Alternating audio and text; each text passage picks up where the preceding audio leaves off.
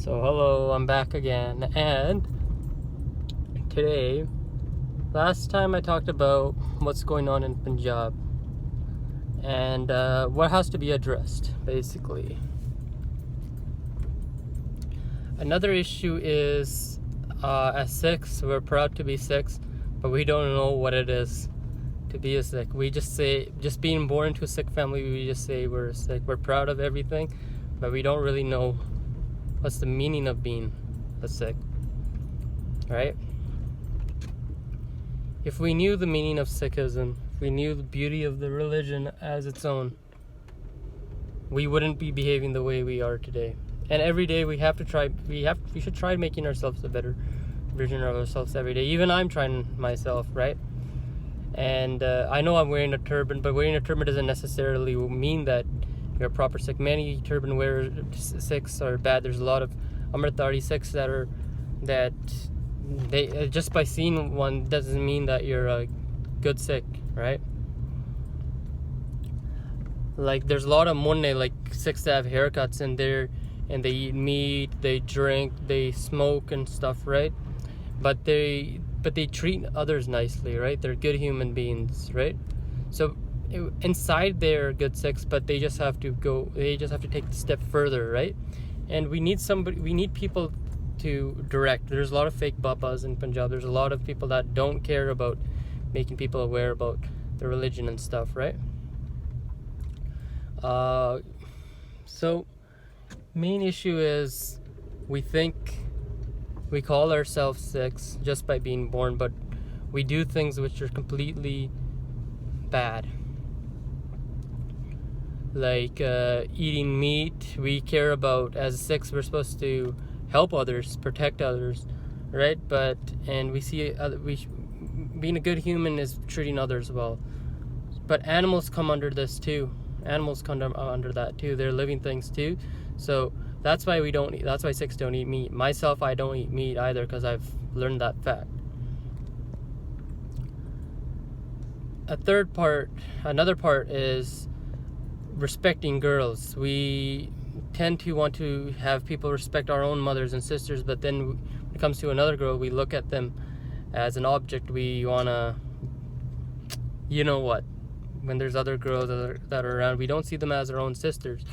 Anybody who's a woman, that's our mother's age, our grandmother's age, our sister's age. We are supposed to all see them as aunts, grandmas, mothers, and sisters, right? Not if any bad views like we have in Punjabi songs, which have changed the mindset of our people, right? Another factor is smoking and drinking. That's against Sikhism as well. We're not supposed to smoke and drink. Myself, I used to smoke, I used to drink, right?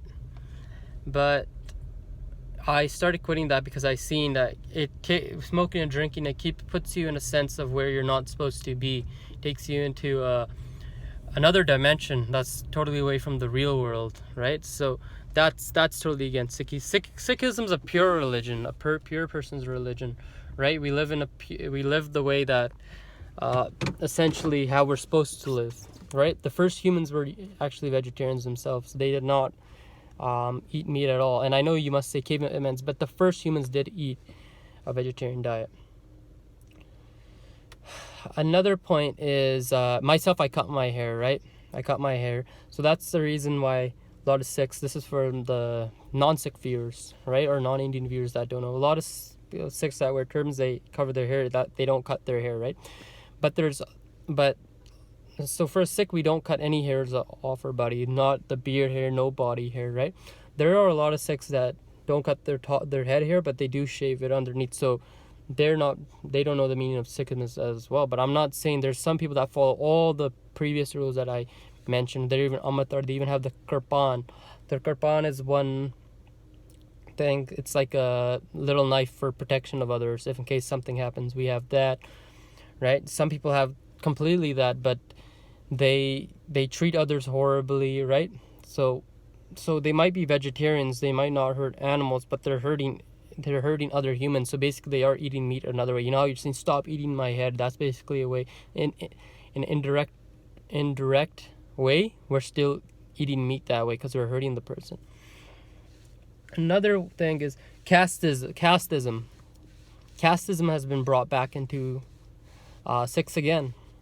There's Jats. Jats. The Jats used to be very.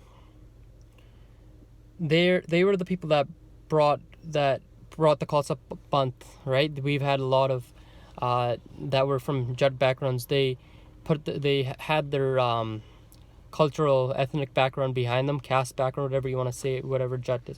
They used to have that behind them. They used to have Sikhi before them. Groups, kinds of people are Pai Taru Singh, who had a scalp chopped off when he didn't want to have his hairs cut from the Mughals. He kept the gift from God. So for Sikhs, many Sikhs don't cut their hairs because we see it as a gift from God, the original way that we're made, right? So that's the reason why Sikhs don't cut their hairs, is that the way that God brought us, right? Myself, I do cut my hairs, but I don't eat meat, I don't take alcohol or drugs, but there's just that one part that's missing in me, right? And another thing is Pai Taru Singh. He was from a Sandhu Jat background, and he had his scalp chopped, and he showed the importance of gas, which is hairs, right? Pai Mati Das had his fingers chopped one by one for the same reason, and he was also from a Jat background, but he kept that behind him. Everyone I'm mentioning had kept their caste behind them. Pai Sati Das was burned alive. He was also from a Jat background. Mai Bago was a woman who led Singhs into war. Mai Bago was a woman. She was from a Dillon Jat background, just like my last name's Dillon, right? But she kept her caste behind her. She was Sikh before anything else, and she led Singhs to war. And these days it seems it'd be quite spectacular to see a woman take a stand or fight for justice. And she was a big example for our girls who are brainwashed to think that they're not able to protect any girl in particular. We also have Maharaja Ranjit Singh. He had our own country, the Sikh Empire, which is part of present day Punjab of Pakistan, parts of Kashmir, northern Rajasthan, the 2 districts of northern Rajasthan, Himachal Pradesh, Haryana, and Punjab in India. He used to rule that, and there was Hindus, Muslims, Sikhs, and Christians all living in harmony with one another. There is no restriction of the religion. They could eat anything they wanted. They could practice however they wanted without any sorts of persecution. He was also from a Jat background. We have Pai Kartar Singh. He made Sikhs aware and Indians. He made Punjabis aware of how there's slavery on India, right? So he made Sikhs wake up. He was later executed from the British. Pai Bhagat Singh executed one of the British commissioners who was responsible for the genocide of Indians and slavery and crimes against the Indians. So because of Pai Bhagat Singh, he was also a Jat. Because of him, there's also Udham Singh. He wasn't from a Jat background, but I'm just saying because I'm later going to explain why I'm talking about Jat. India and Pakistan gained independence from this. Then we have Sant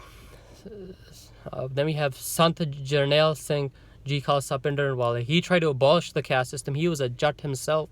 A lot of his followers were also Jat. They wanted to eliminate caste system because in caste system it causes a lot of discrimination. People are have advantage over another. High castes have advantage over low castes, and it creates casteism is another word for racism, but it's much worse.